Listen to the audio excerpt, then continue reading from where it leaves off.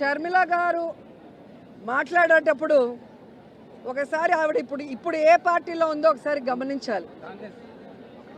ఈ రాష్ట్రాన్ని విడగొట్టింది కాంగ్రెస్, ఈ రాష్ట్రానికి ప్రత్యేక హోదా లేకుండా చేసింది కాంగ్రెస్, ఈ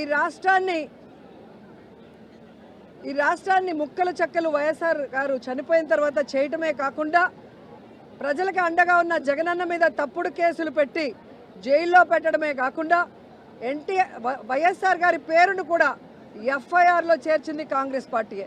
సో నిజంగా జగన్మోహన్ రెడ్డి గారు ఈ రాష్ట్రం గురించి ఆలోచిస్తున్నారా లేదా అనేది ఈ రాష్ట్ర ప్రజలకు తెలుసు. ఆయన ఎప్పుడు కేంద్రం వెళ్ళి మోడీ గారిని కానీ కేంద్ర మంత్రుల్ని కలిస్తే రాష్ట్ర ప్రయోజనాల కోసమే మాట్లాడుతున్నారు. అధికారంలో ఉన్నప్పుడు రోడ్ల మీద కూర్చొని పోరాడరు, మంత్రులతో మాట్లాడి రావాల్సిన నిధుల్ని రాబట్టి ఏ విధంగా అన్ని కార్యక్రమాలని పూర్తి చేస్తున్నారో మీరే గమనిస్తున్నారు. ఈరోజు నేను షర్మిల గారికి ఒక సలహా ఇస్తున్నాను. అమ్మ షర్మిల గారు, రేవంత్ గారు కాంగ్రెస్లోనే ఉన్నారు కదా, మనకి రావాల్సిన 6,000 కోట్ల రూపాయలని 6,000 కోట్ల రావాల్సిన వాటిని తీసుకురండి రేవంత్తో మాట్లాడి.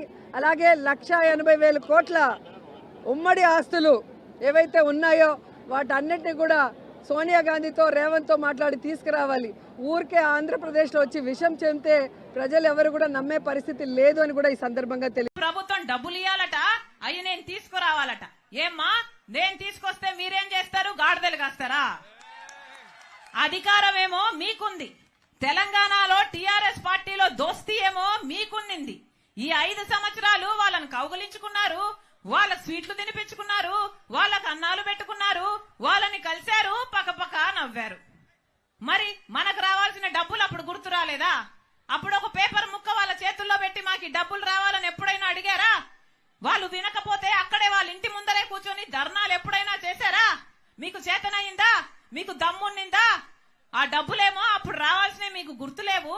ఇప్పుడు మేము మిమ్మల్ని నిలదీస్తుంటే మా గురించి మాట్లాడుతున్నారా? మీరా మాకు చెప్పేది? మీతో నీతులు చెప్పించుకునే పరిస్థితిలో లేదు. మీరు ఒక మహిళ, ఒక ఎమ్మెల్యే, ఒక మంత్రి, కనీసం మీ నియోజకవర్గానికి ఏమైనా చేసుకోగలిగారా?